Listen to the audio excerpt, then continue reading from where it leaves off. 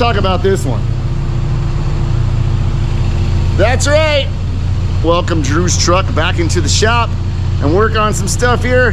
Get it straightened out a little bit more. Now, we're not done with it by any means. And although the title's a little clickbaity and saying, you know, how to airbag the back of your 99 Nissan Frontier correctly, and I'm pleased as punch with the way she rides and the way she turned out. Now, could it be better? Man, they could always be better. This is by no means a finished product, but it is 100% better than the truck that rolled in this shop. So do me a solid, like, share, subscribe, all those YouTube-y things. I appreciate the comments. I love the fact that the subs are going up. That's pretty cool. But the comments are really doing it for me lately. I love interacting with you guys. I love to see the stuff you're building on. I love that you guys watch here and then follow me on socials like Facebook and Instagram, and I get to see what you guys are building and working on. I know there's a lot of you Nissan dudes been asking about more Nissan stuff, and well, here you go, man. This one, like I said, well, not a true step-by-step. Watch this video. You know, if you own a 99 Nissan Frontier, or any Frontier or Hardbody, I'm telling you, this setup works. Full-size shocks, full-size bags, and I'm not the only one smiling. Hopefully the owner Drew's pretty happy with this one too, because 65 on the freeway, no hands on the wheel. I mean, both hands on the wheel. Man, this thing rides nice. These Nissans ride so nice, man. So good. She's probably gonna be back in the future. We're gonna do some more to her. Drew's got some big plans, but right now, go ahead and enjoy the video. It may be a two-parter, but I'm not gonna stretch it out too long on you. Well, would you get a load of this? Summertime is here, it's getting hot. What better time to work on mini trucks? So why is this old girl back in the hands of me, you may ask? Well, it's simple. If you remember our videos from before, we did a little bit of work back here. But one of the things we said we'd get to at a later date is kind of addressing some of this. The back setup of this truck's just not quite up to par. It doesn't have shocks. It's got a lot of stuff that needs tidied up. You can see how the previous owners of this truck attempted to clear the gas tank by a little bit of custom fabrication work, if you will, on this link bar. So we're gonna go ahead and address that issue as well. We're gonna go ahead and put a fuel cell in the back of this thing, but the main reason she's here is to get these bags moved. Look how big they are. Look where they're mounted. Look at this setup. Again, a little bit of custom fabrication work going on here that, you know, I personally would do things differently. I'm gonna apply the KISS method, you know, keep it simple, stupid, because, you know, I don't quite know what I'm doing, but I know how to do something better than this that's gonna work, because at full lift, it doesn't even clear his tires, so it's not doing a lot of good. Those are only 18s, by the way, with a 215 35 18. So what I'm gonna do, keep it simple, man. I'm gonna go ahead and put his bags back on top of here where they should be. We're gonna run a couple of cross members to reinforce this, because right now I kind of don't like the way there's no cross members supporting all this. So basic bag mounts, uppers and lowers. We may reuse these bags, we may move some different ones. We're gonna have to move some brake lines out the way, tidy up some fuel stuff. And other than that, we'll direct our attention back here. See this big open space? I know, it's a lot of room for air compressors, but it's gonna be put to better use by putting a fuel cell in there. So the plan is to put the fuel cell in here, and I think we're just gonna go ahead, cut these mounts off, move these guys down to the frame underneath, back here, one on each side, kind of like a lot of mini truck setups do, and get this guy back on the road and ride a little bit better. While we're at it, add some shock mounts into those cross member tubes up front there. So a lot of information, probably should be some more work. There's your intro. Let's get the chopping.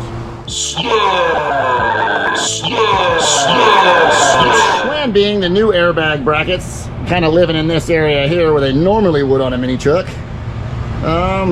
We got to get all this stuff out the way. Now there's still a full tank of air in this puppy, so we might as well go up, down, up, down, up, down, up, down, and get all the air out, and then drain the system. Before we do, I went ahead and put it on jack stands, because it's going to make getting underneath this puppy a little bit easier. But what I'm thinking is, let's go ahead and get all the air out of the system while this is still hooked up, and then we'll start moving all these things. We'll cut these brackets out the way, we'll cut all this out the way, we'll move everything out of the way up to the front of the bed right now, And hand motions, hand motions, hand motions. We went ahead and got some access to get in here and get these guys cut out. Got some wiring pulled out the way, got some brakes and stuff moved, some wiring over there. So we're gonna do our best to keep some ventilation and some sparks away from that tank and get in here and start cutting.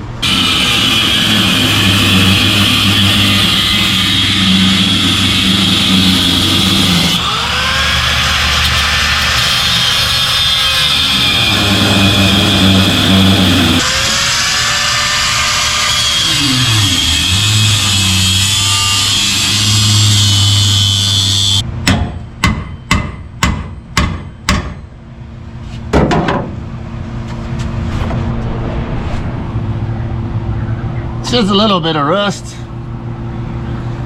I need the sawzall. A little toasty.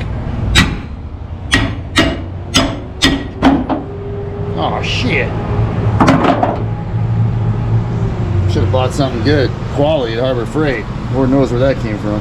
So this really helps illustrate one of the other issues with this setup. While it may have looked cool having tubes and all that stuff, like all these bolts were like right in the way of where the tubes were and pain in the ass to get to. Like it looked really cool in theory though, like it really didn't work. If you're gonna drive it, it's my advice, just keep it simple. Keep it simple, man. Makeup!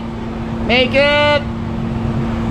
So I know you guys are still saying, Ben, get over it, that's plenty of lift. You can clear speed bumps and shit, right? That's enough.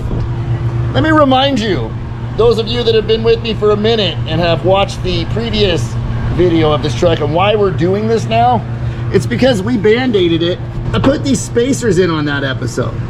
Yeah, that's a 2-inch spacer. That's the only reason this truck's getting the lift it's getting and clearing the tires. With these huge bags, it would not clear an 18-inch tire. And again, I don't want to throw shade on the world or nothing, but it's all because this previous fabricator decided to do this cool design, and it ended up not even lifting the truck. If you're gonna do stuff like this, make sure it works. I know it's important to look cool, but it should also be equally important to make sure the damn shit works. I mean, call me crazy. You might want to do all your welds too. The worst part is, see that bracket right there? We're gonna reuse that. That's what we need for the axle. So we had most of the parts to do a proper, easy, simple setup, but chose to do some crazy stuff instead. Okay, I feel like this is a moment for a great learning opportunity. This thing needs a shim and it needs tightened up so the head doesn't fly off. I got some screws and a screw gun, so we're gonna give it a whirl. I'm gonna expand this wood a little bit, see if it holds that head on so we can finish the job. But the new handle is definitely in order. That may get us through this job, but again, new handle's probably in order. Should do it though. Should do it. Well, that bracket's still tight.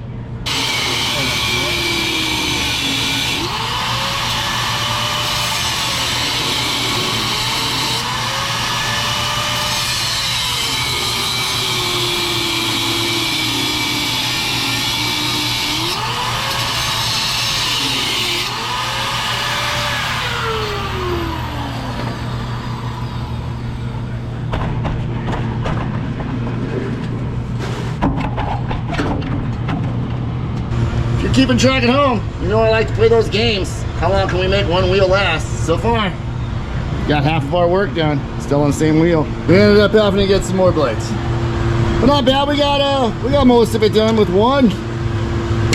So I'm not a fan of these cutting wheels that have this little dip out. I feel like they're harder to get into places you need to be. I like the completely flat ones. But nonetheless, gets the job done. We got a bunch of stuff cleaned out of the way. I went ahead and got these compressors unbolted. We'll get in here and get those out the way. And we'll get some cleanup done while I got all this preventative fire starter explosion stuff happening. We might as well clean all this up, so. Day turns to night. But sometimes that's what it takes to get the job done. Gotta push through. Find those extra 15 minutes, like I always say. Just keep working. wherever you can. Might not have a chance to touch this thing again for a week, so when I got a day, I just keep going. Sometimes getting off the couch is the hardest part, they say, but once you're out there, man, the juices keep flowing, the work gets done, and sleep better at the end of the night. Got these all cleaned up. I gotta get down below, clean the axle up, make sure we didn't get into the axle tubes any, make sure we're good. I like to label stuff. I'm forgetful. Like I said, it might be a week before I get back to it. I can lose an hour retracing those lines, figuring out which bags they go to. Or I can check my ego at the door, grab a Sharpie and some tape, and just label some stuff as I go. Look at it, the hole was already healed for a gas tank, so we'll get that mocked up, get that old girl out the way, and get to work. Get to work getting some brackets and some tubes in, but not bad for a first little day thrash session. Gotta make them ugly before you can make them pretty. There you have it. 1999 Nissan Frontier. Little bit of some bag action. Don't look at those ugly boogers. It's just time. Don't ever commit, folks. There's a lot of life out there. Go live it first. When you decide it's really nice, then you can weld it in.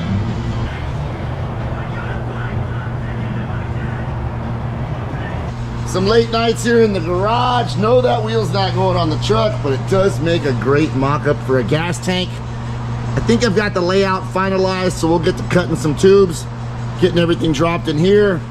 This is all burned in nice and good to go. I got one more tube to add to the front. And then we can jack this puppy up, get underneath it, get a bunch of cleanup going, get that gas tank out, get some new lines and wiring run, and hit it with some black paint. I took some time to put some round tube back in the back here. There's another piece up under there. And we're gonna keep adding and try and build some structure back to this bed, because the previous owner did a lot of cutting and stuff that was, in my opinion, unnecessary. But I want to get some body mounts put back in here, and I want to do a lot of bracing and a lot of things so that when he eventually puts a bed floor in, we'll be good to go. Now, of course, you guys know me better than that. That's not all that's going down. Got a little bit of bodywork project happening here. Little sanding, little fiberglass repair. All that fun stuff. All that fun stuff. Yeah, it's gotta happen, so. All right, so here's what I came up with for the gas tank. Just a simple little frame action. And I went ahead and used a piece of 1x3 in the front and 1x1 for the rest of it, just for simplicity's sake. The frame kind of curves up, drops down a little bit there. And this way it creates a nice little cradle for the gas tank to sit in. Let me show you.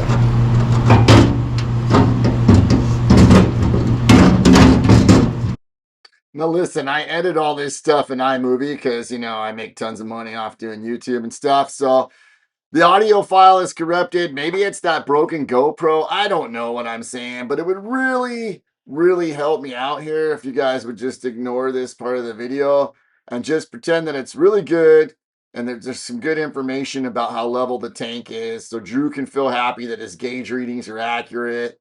And oh yeah, that's where we're plumbing the lines and making sure there's room for an air tank and stuff. So, you know, I apologize for the inconvenience in this professional high quality video, but here we are. Hey, so there was this guy, he was supposed to get like shock tabs all week and he didn't, and now it's Saturday. And it's pretty much the equivalent of running out of welding gas on Saturday. I got some experience in that. Yeah, it's kind of like the same thing. You can bitch and moan and say I'll wait till Monday, but then trucks don't get built, so, you know, just whip out the drill press and fire up the grinder and make some tabs. You know, pretend it's 1995 and people don't sell you that shit and you actually gotta learn how to make stuff. Go figure.